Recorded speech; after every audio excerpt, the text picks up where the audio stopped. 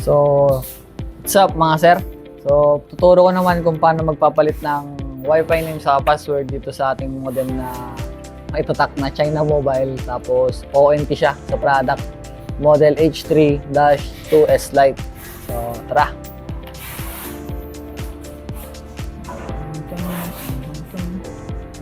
So, una natin gagawin is magko-connect tayo sa ating Wi-Fi.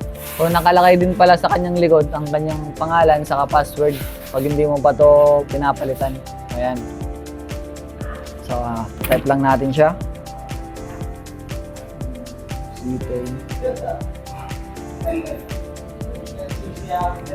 So, ang kanyang password is 3123, small letter na S, tapos Q, tapos 5, tapos small letter na L. Try natin mag-connect. So, ayun, connected na tayo. So, tara. Simulan na natin to. So, gagawin natin, punta tayo ng Chrome. Punta tayo ng Chrome. So, ganito siya.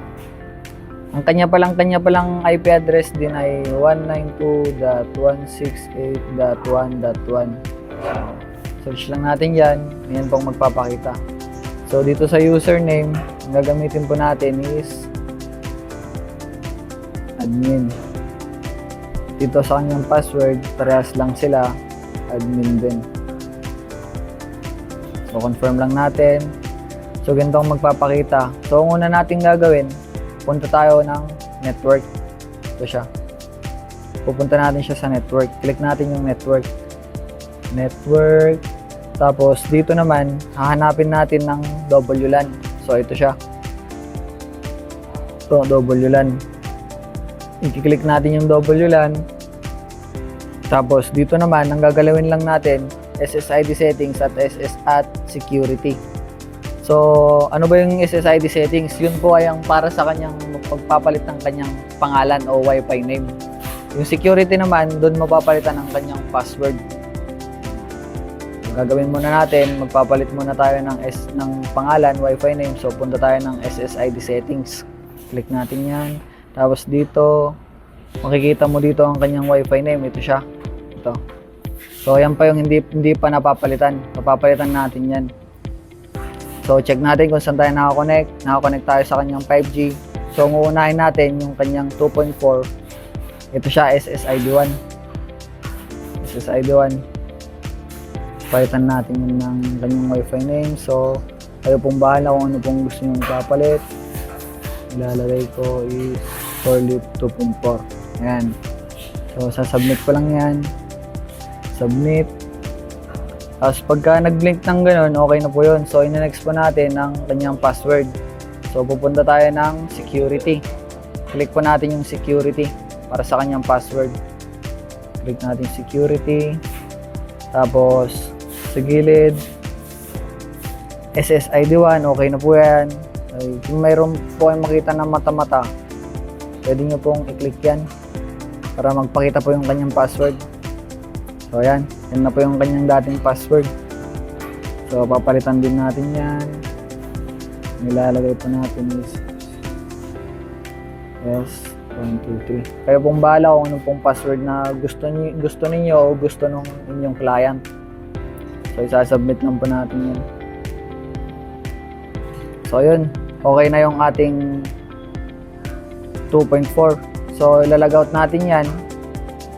Try po natin mag-connect sa ating pinalitan kung magtutugma po ba. So, hintayin lang po natin. So, ito, Forlit 2.4. Try ko po i-connect yung aking nilagay na password. Forget ko lang po muna. FCMDS123. So, connect natin. So, yun. Makikita nyo, connected na ako. So, hindi pa doon nagtatapos ang lahat. Susunod po natin yung kanyang 5G. So, balik tayo ulit ng Chrome. Enter lang po natin yung username at password. Admin.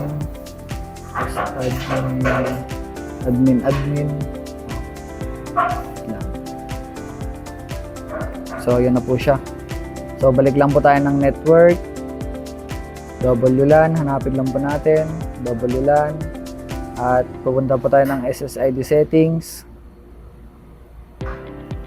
Itong SSID 1, palitan lang po natin ng SSID 5. Click lang po natin yan. Tapos SSID 5, piliin natin. So, ito na po ang kanyang pangalan sa 5G. Papalitan po natin yun ng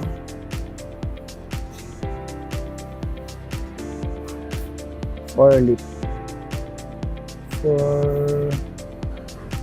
Four-leaf. So, ayan. Four-leaf. Ayan. So, submit ko lang po yan mga sir. Tapos, isusunod po natin yung kanyang security para mapalitan din po ang kanyang password. So, security. Tapos, i-click lang po natin ulit yung SSID 1. Palitan po natin ng SSID 5.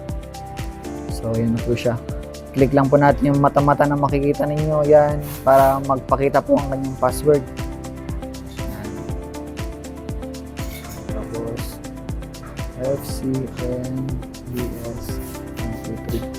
So, i-apply lang po natin siya.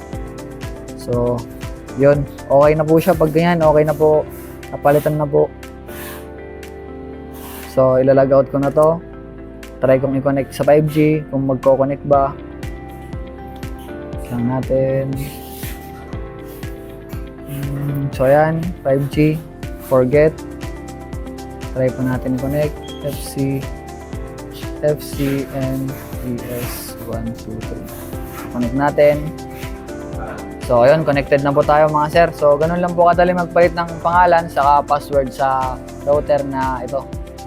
So salamat po.